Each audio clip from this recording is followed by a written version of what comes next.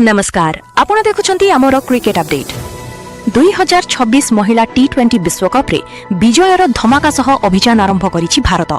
चिर प्रतिद्वंदी पाकिस्तान को 64 रन रे परास्त करी टीम इंडिया देछि शक्तिशाली वार्ता।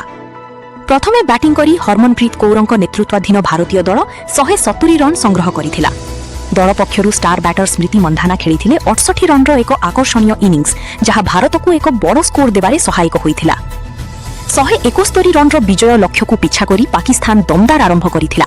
पावर प्ले रे 52 रन करी भारतीय बोलरଙ୍କ उपरे चाप सृष्टि करिथिला। T20 अंतर्जातीय रे भारत विपक्ष रे पावर प्ले रे पाकिस्तान रो एहा थिला सर्वाधिक स्कोर।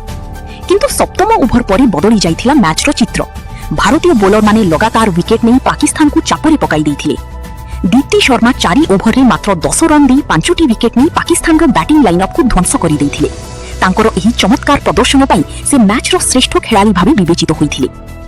एहा सहित दीप्ति अंतर्जातीय क्रिकेट रे 350 विकेट पूरण करी एक नुआ इतिहास रचिछंती। एही कीर्ति हासन करिबारे से विश्वर द्वितीय महिला बोलर होइछंती। अन्यपटे श्रीचरणी मध्ये 3टी गुरुत्वपूर्ण विकेट नेइथिले।